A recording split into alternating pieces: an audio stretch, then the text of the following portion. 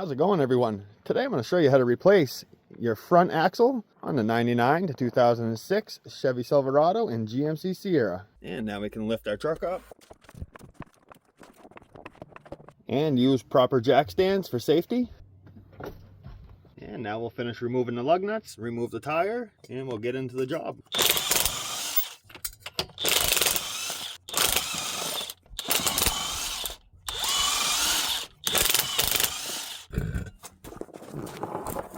So our next step is to remove this cover that covers up the axle nut. You're just going to need a flathead screwdriver and a hammer.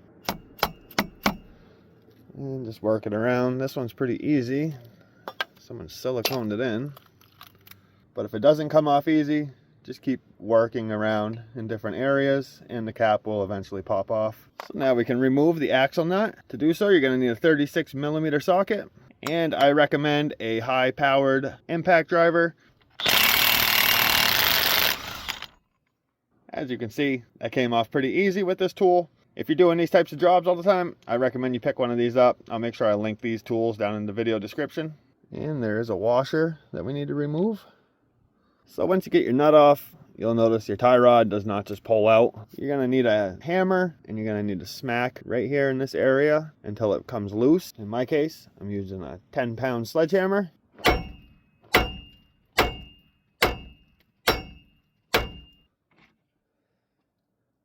So our next step is to remove these 6 15mm bolts that hold the axle on this side. Take some type of bar just to hold this as leverage. This is when having a second set of hands is nice, or have somebody step on the brake just to hold this in place so when you go to loosen these bolts, the axle does not rotate.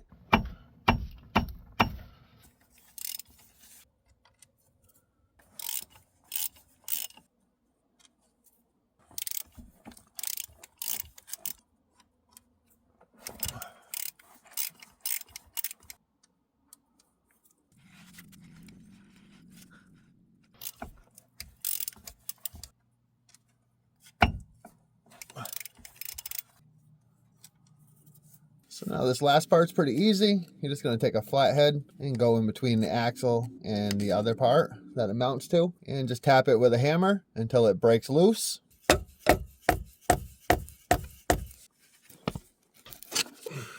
And now you should be able to pull your axle back and just drop it down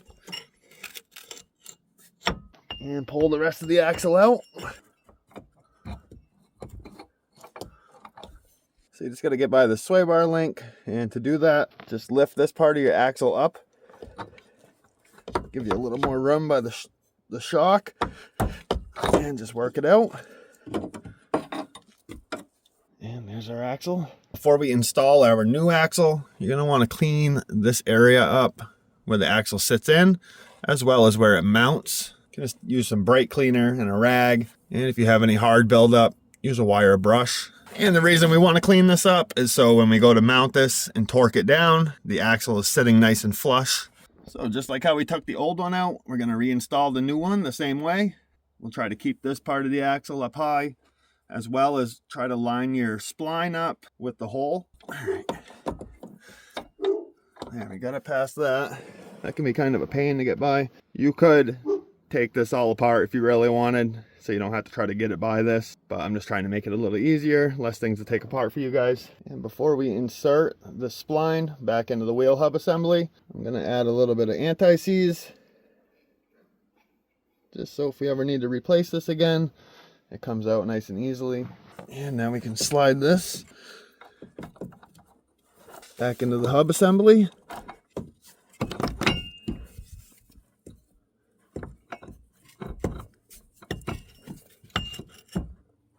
And now we can work the axle back in front of the piece that connects to your front differential. And you can rotate it just to line your bolt holes up. You'll just have to squeeze this together and work one of your bolts back in. And now just reinstall the other 5 bolts, and we'll just get them snugged up, and then we'll torque them all down.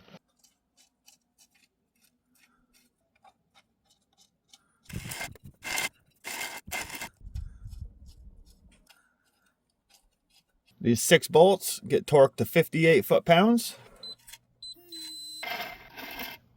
And I'm going to torque them in a cross pattern.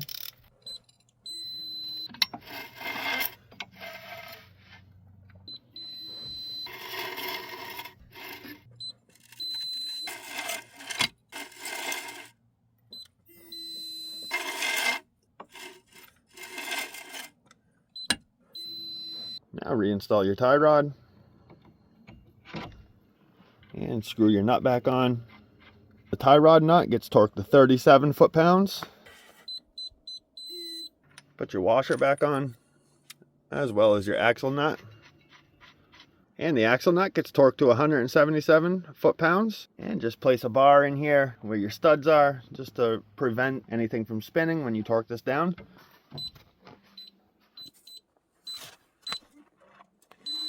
If you're going to be doing DIY mechanic work all the time, I highly recommend picking some of these tools up. We will reinstall this cover and just take a dead blow hammer and tap it into place. And now we can snug our lug nuts up in a crisscross pattern, and then we will torque them to spec.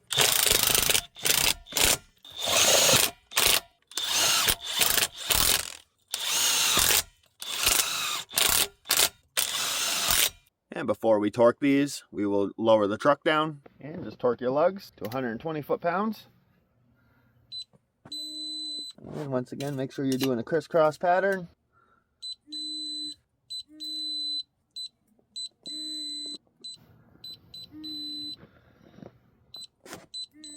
And that finishes up this job on how to replace your axle. This procedure works for the other side as well. If this video helped you out, if you could give it a like. If you have any questions, leave a comment. And if you're not subscribed to my channel, make sure you hit that subscribe button.